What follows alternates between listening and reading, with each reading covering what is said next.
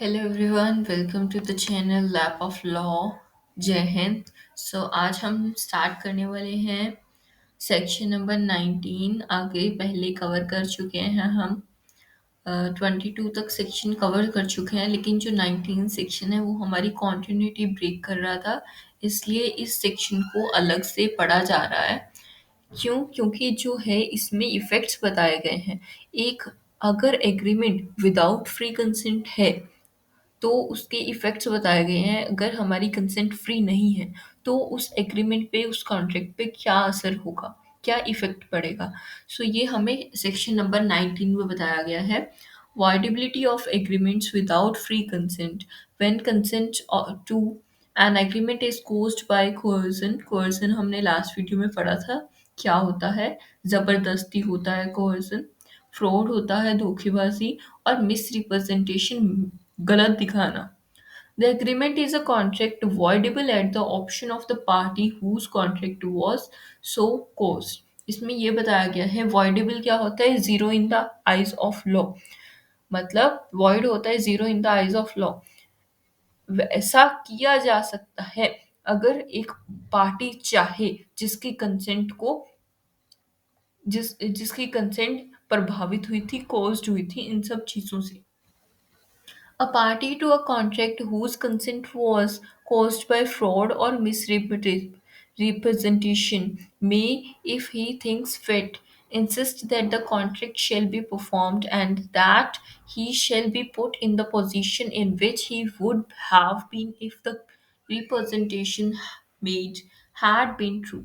इसमें ये बताया गया है कि वो जो हमारा कॉन्ट्रैक्ट है उसे इन्फोर्स किया जा सकता है, वो परफॉर्म किया जा सकता है अगर जो फ्रॉड या मिस रिप्रेजेंटेशन आपके साथ हुआ था उसके इफेक्ट को अगर हम माइनस कर दें, ज़ीरो कर दें, तब वो कॉन्ट्रैक्ट क्या होगा, परफॉर्म किया जा सकता है।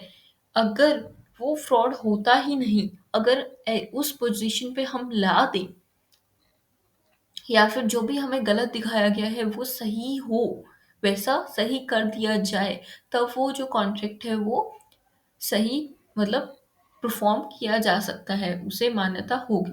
लेकिन इसके कुछ एक्सेप्शन है। एक्सेप्शन क्या है? Section number 17। आप बताइए सेक्शन नंबर 17 किसको डिफाइन करता है? Comment down. तो जो सेक्शन नंबर 17 में बताया गया है फ्रॉडुलेंट, मतलब फ्रॉड को डिफाइन किया गया है सेक्शन नंबर 17 में। अगर कोई फ्री कंसेंट फ्रॉड के द्वारा, मतलब कोई फ्रॉड धोखेबाजी की इंटेंशन के साथ आपको आपकी कंसेंट ले लेता है, और मतलब जो क्या है, उस जो एग्रीमेंट है या कॉन्ट्रैक्ट है उसे वॉइडेबल नहीं किया जा सकता, बिकॉज जो फ्रॉड है उसके कारण कभी भी कोई पार्टी जो है वो फ्रॉड सोच कर कि हाँ इस एग्रीमेंट में फ्रॉड है, तो वो अपनी कंसेंट नहीं देती है। जो फ्रॉड है on the hands of other party, जो सामने वाली पार्टी है उसी के माइंड से होता है। जो रिसीवेबल पार्टी है, जो एक्सेप्टर पार्टी है, उसमें उसकी जो कंसेंट है उस पर डिपेंड नहीं करती है। एक्सप्लेनेशन क्या दिया गया है? A fraud and misrepresentation which did not cause the consent to a contract of the party on whom such fraud was practiced or to whom such misrepresentation was made doesn't render a voidable contract voidable। इसमें ये बताया गया है consent, जब किसी सामने वाली party को पता ही नहीं कि उसके साथ फ्रॉड होना चाहिए, तो ऐसे में जो उसकी कंसेंट है, उसकी जो हाँ है, वो भी कोई इफेक्ट नहीं होगी। तो ऐसा जो कॉन्ट्रैक्ट है वॉइडेबल नहीं हो सकता है। हम इलस्ट्रेशंस पढ़ते हैं, इलस्ट्रेशंस केसेस होते हैं, लाइक हम फर्स्ट केस में पढ़ रहे हैं इंटेंटिंग टू डिसीव। ए है, वो इंटेंशन ये रखता है कि मैं बी को धोखा दूंगा। falsely represent that the 5,000 moles of indigo are made annually at A's factory and thereby induce B to buy the factory। जो ए है वो बी को ये बताता है कि उसकी फैक्ट्री में 500 जो है इंडिगो के यूनिट्स बनते हैं, और ये चलते ये सोचकर बी जो है वो फैक्ट्री खरीद लेता है। The contract is voidable at the option of B. अगर बी चाहे तो इस कॉन्ट्रैक्ट को voidable कर सकता है। So this is the case. A by misrepresentation, गलत दिखाकर बी को कि उसमें 500 यूनिट बनती है इंडिगो की एनुअली, सेम केस है।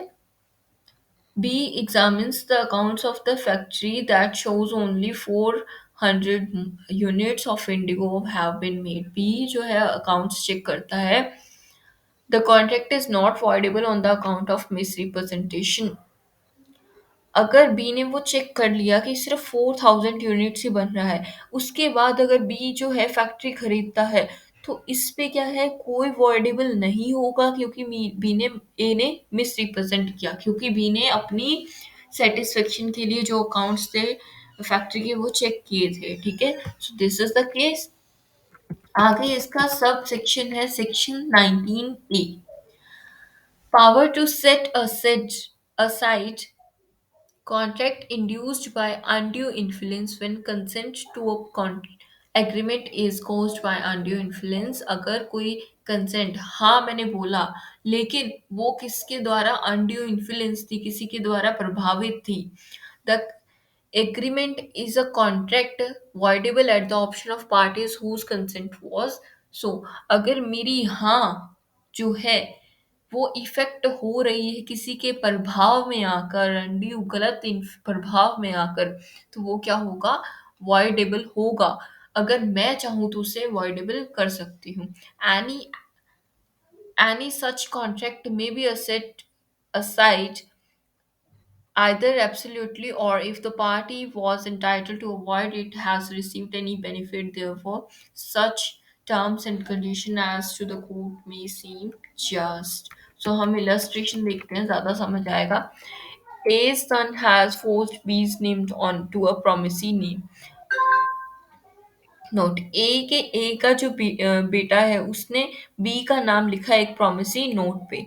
B under threat of prosecuting B a son. B जो था उसे डर था कि ए का सन जो है किडनैप हो जाएगा। Obtains bond from A for the amount of the first bond note। If B sues on this bond, the court may set the bond aside। तो अगर B sue करता है कोर्ट में जाकर कि हाँ ये तो मेरा हक है, तो कोर्ट क्या है उसे जो बॉन्ड है उसे परफॉर्म करवाएगी। So this is the thing. Okay, so आज हमने सेक्शन नंबर 19 कवर किया, इसका सब सेक्शन था वो कवर किया। इट वाज कंफ्यूजिंग, हाँ, इसीलिए इसको अलग से एक वीडियो में कवर किया गया है। Okay, thank you so much.